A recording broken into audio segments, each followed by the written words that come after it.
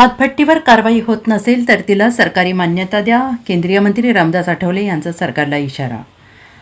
राज्यात पुणे येथील फुगेवाडी आणि हडपसर येथील विषारी दारूकांडातील मृत्यूचा आकडा 18वर गेल्यानंतर सर्वत्र चिंता व्यक्त केली जात आहे। या संदर्भात दर काही वर्षांनी देशात हातभट्टी आणि गावठी दारू प्यायल्याने अनेकांचे प्राण जात असतात। आता या प्रकरणात देशाचे सामाजिक न्याय राज्यमंत्री रामदास आठवले यांनी हातभट्टी दारूच्या विरोधात कडक कारवाई करता येत नसेल तर हातभट्टी दारूला शासनाने परवानगी द्यावी, ज्यामुळे तिच्यावर नियंत्रण ठेवता येईल असा सल्ला सरकारला दिला आहे। पुणे येथील पिंपरी चिंचवडच्या फुगेवाडी आणि हडपसर पोलीस ठाण्याच्या हद्दीत विषारी दारूमुळे झालेल्या मृतांचा आकडा आता 18वर गेला आहे। या प्रकरणात अनेक अधिकाऱ्यांचे निलंबन करण्यात आलेलं आहे। राज्य उत्पादन शुल्क विभाग आणि अन्न आणि औषध प्रशासन विभागाने देखील कारवाई केली आहे। हातभट्टीच्या दारूच्या विरोधात कडक कारवाई करावी आणि जर हातभट्टीवर कारवाई करता येत नसेल तर या हातभट्टी दारूला शासनाने परवानगी द्यावी, ज्यामुळे हातभट्टी दारूवर सरकारला नियंत्रण ठेवता येईल असा सल्ला केंद्रीय सामाजिक न्याय राज्यमंत्री रामदास आठवले यांनी सरकारला दिला आहे। आणि अशा घटना ज्या आहेत त्या घटना देशभरामध्ये अनेक वेळेला घडलेल्या त्यांना करू नये। आणि अशा पद्धतीची जी दारू आहे ती देशी दारू आहे, आपली काय म्हणतात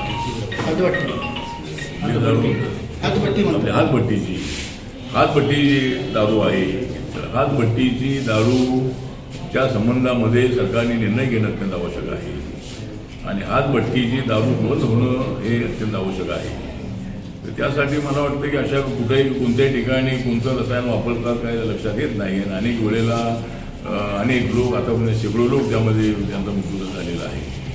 त्यामुळं या प्रकरणाची सगळी चौकशी करावी आणि पुण्यामधले सगळे जे दारूचे अड्डे आहेत असले इलिगल ते सगळे बंद करावेत अशी आपली मागणी आहे।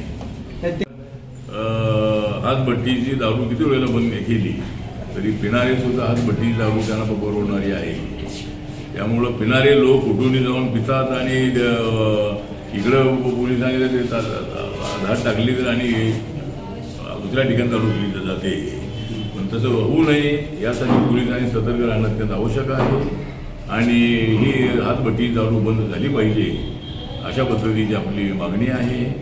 किंवा मग त्याच्यामध्ये हे करणं आवश्यक आहे की हातभट्टीच्या दारूला परवानगी देणे आणि शासनाचा कंट्रोल त्याच्यावर ठेवू नये आणि दारू कोणत्या ठिकाणी कशी बनते आहे हे लक्षामध्ये येईल। आता ही दारू इलिगल असल्यामुळं अनेक ठिकाणी दारूचे भट्ट्या चालतात आणि त्यामुळं काही वेळेला अशा पद्धतीचं रसायन मिक्स झाल्यामुळं त्या ठिकाणी लोकांचा मृत्यू होतो आहे। त्यामुळं या संबंधामध्ये राज्य सरकारने निर्णय घ्यावा आणि पुन्हा अशा पद्धतीचा प्रकार घडणार नाही याचा प्रयत्न करावा। Bureau report SBN Marathi, Mumbai.